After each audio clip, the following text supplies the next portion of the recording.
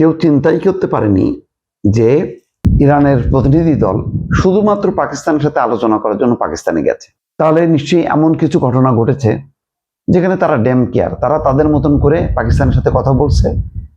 আর পাকিস্তানে যাওয়ার ধরন দেখে আমেরিকা মনে করছে যে এবার বোধহয় ইরান বুঝতে পারছে যে আর রক্ষা নেই, সুতরাং তারা ইসলামাবাদে যে আমেরিকার কাছে আত্মসমর্পণ করবে।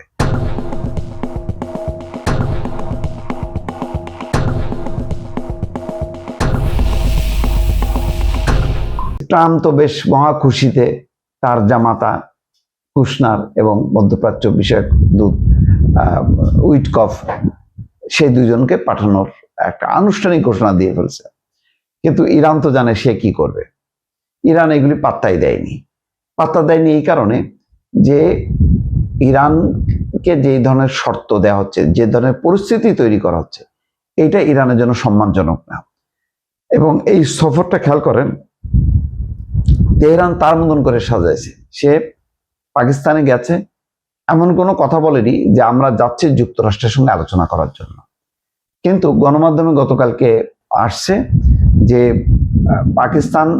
পাকিস্তানে দুই পক্ষই থাকবে এবং ইরান তার বক্তব্য প্রথমে দেবে, মধ্যস্থতাকারী হিসেবে পাকিস্তানের যারা কর্মকর্তা থাকবে তাদের কাছে ইরান তাদের প্রস্তাব তুলে ধরবে, যুক্তরাষ্ট্র তাদের প্রস্তাব তুলে ধরবে পাকিস্তানের মধ্যস্থতাকারীদের কাছে।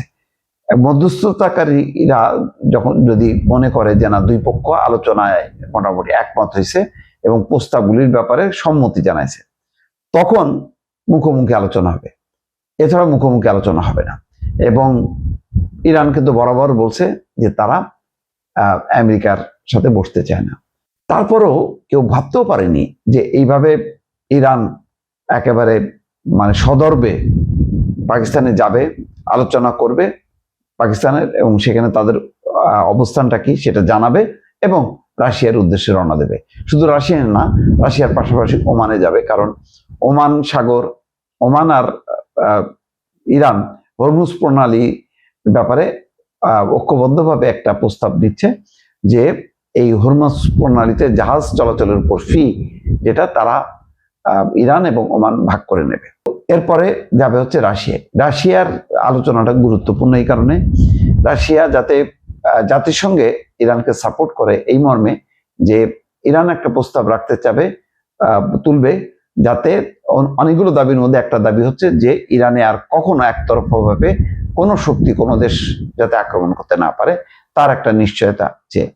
অন্যদিকে আমার ধারণা যে এই যে হরমুজ প্রণালী অবরোধ করে রেখেছে, তারপরে পাল্টা যুদ্ধের একটা সিমটম, তাতে রাশিয়া যাতে সামরিকভাবে সহায়তা করে, হয়তো সেই আলোচনাটাও এই আলোচনার মধ্যে হবে। কিন্তু ইরান কাউকে কোনো কিছু বুঝতে না দিয়ে সে তার মতন করে একেবারে কি বলে, বুকের পাটা যাকে বলে, কি পরিমাণ বুকের পাটা দেখালো দেখেন, যে সে পাত্তাই দিল না। আমেরিকা, ট্রাম্প কি বলল, তাদের ওই যে প্রতিরক্ষা মন্ত্রী কি বলল, হেক্সেট, তারপরে জেডি ভ্যান্স, কে কি বললো না বলে এগুলিকে তোয়াক্কা না করে, কারণ ইরান ইতিমধ্যে বুঝে গেছে যে এই যুদ্ধ এটা হচ্ছে খেলাধুলা করতেছে, এবং যুদ্ধ যত প্রলম্বিত হবে ইরান ক্ষতিগ্রস্ত হবে, তাদেরও কোটি কোটি ডলার খরচ হবে এবং এটা আর কুলাইতে পারবে না। ইরান বিশাল দেশের সাথে ইরানকে ক্ষতিগ্রস্ত করলেও ইরানকে একেবারে পর্যস্ত করে ইরানকে তার মতন করে চুক্তিতে নেবে, এটা সম্ভব না।